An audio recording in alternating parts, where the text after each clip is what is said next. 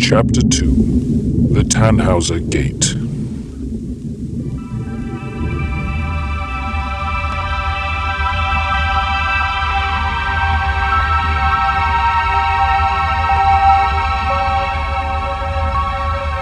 Captain Kobe Armistead was in his quarters listening to the overture of Richard Wagner's historical Tannhäuser opera, which he thought would be appropriate as he looked over the details of the current assignment. A gravitational collapse. I don't like that. Can't just say black hole, that would be too scary sounding and we might just bail. We'll be moving in close where the light bends and get caught in the event horizon where you don't come back. Just full throttle wouldn't help us. We would be ripped apart at the atomic level. I am not getting close to that thing. The Falchion can have their crew get ripped to shreds all they want, but I don't plan to die that way. Captain, that's old science. It doesn't exactly work that way. Additionally, Gildeross would not send a crew to investigate a black hole up close. Especially if they thought there was extreme danger. We are an asset, despite popular belief around here. Tell Jessie we're ready to drop out of full burn. Officer Cherub rested her hand on Kobe's shoulder. Well, that's a pretty convincing gesture of reassurance. Your programmers did a bang-up job making you seem like the real deal. Captain, I am an FOI synth, free operating intelligence, not just some binary response drone. I'm not shitting you when I say we will be fine. I was just joking. You're more of a legit person than anyone on this ship. Except maybe Jessie. You're cool, Cherub. I don't ever say otherwise. The synth officer rolled her eyes and walked off. AI rights would have put my jewels in a rock crusher if they'd heard that. Everyone gets offended these days. What an age we live in.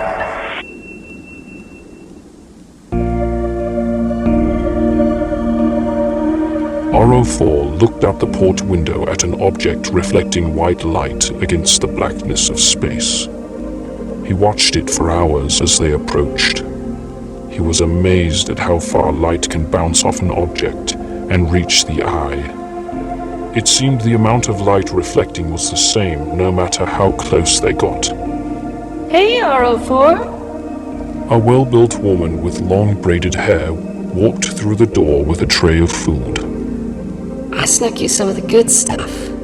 She said, motioning to some red packaged food bars.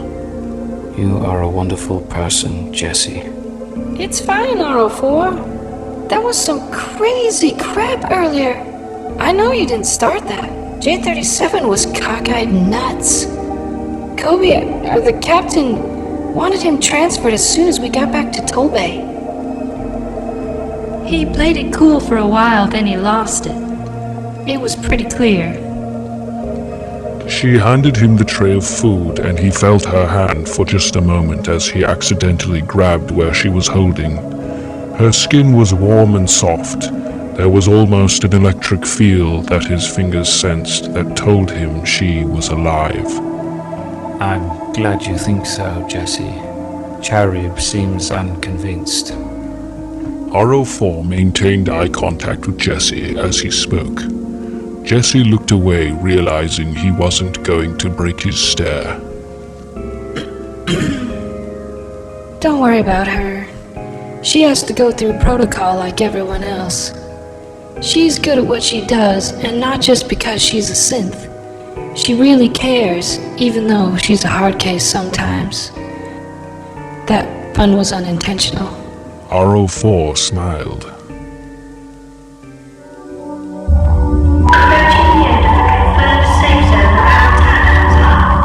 The Frigatebird silently floated toward its destination.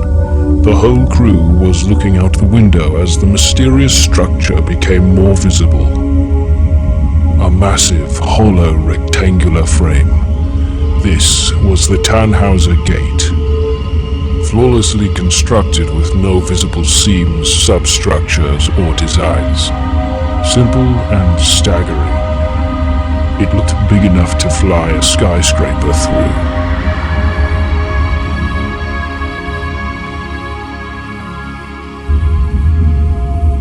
The captain was sipping on a drink as he looked out the window at the object of their mission. An intense feeling of anxiety came over him as he imagined Gildeross telling them to pass through the ominous megastructure. He looked over at the other crew members and imagined what they might be thinking. Questions like, who built this thing? And when is this thing going to start firing on us? The captain wanted to finish the job and get back to normal, familiar territory. Okay, guys, let's get this done and get the hell out of hell. Cherry, will you check the location of the falchion? The synthetic woman nodded with a half-smile. She liked the nickname. A broad-shouldered man with a mustache and a vintage American baseball cap stepped into the command center. Kobe, just don't take us past the safe zone. If you do, we will definitely die. That thing is definitely alien, or a secret government superweapon. Yeah, it looks like it. Seriously, if you get us killed, I'm gonna beat the shit out of you. The captain threw up his hands innocently. Look, Gildeross has too much money riding on this voyage. They're a smart company, and I feel pretty sure they know what they're doing.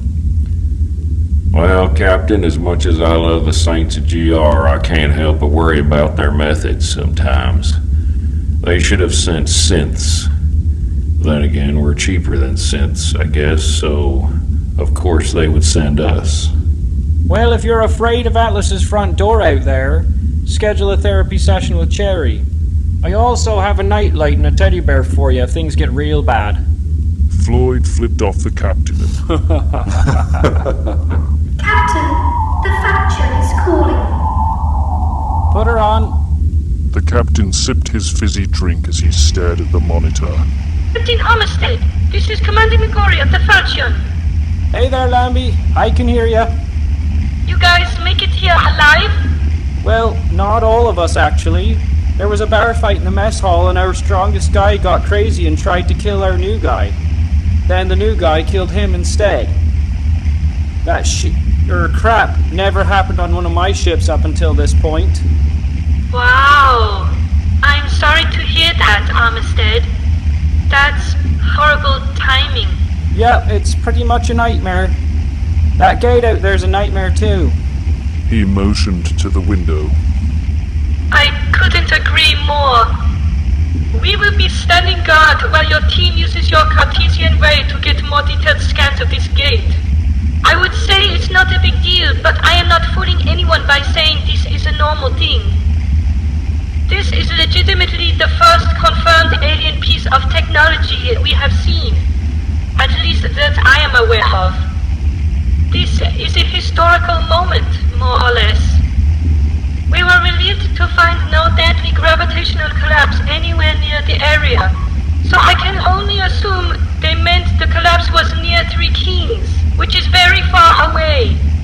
This still doesn't tell us if this unidentified gate structure is any kind of threat, unfortunately.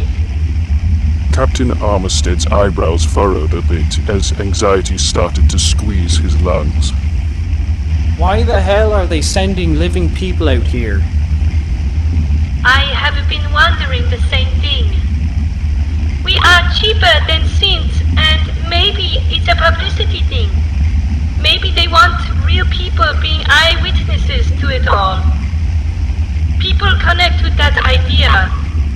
Anyway, let's get this over with. We'll keep you safe. Just let us know if you need anything. Okay, if we die, it's your fault. You will have to tell our families yourself. No pressure, though. Ha!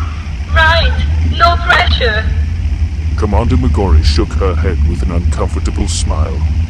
She knew there was truth behind Captain Armistead's sarcasm. The monitor went blank.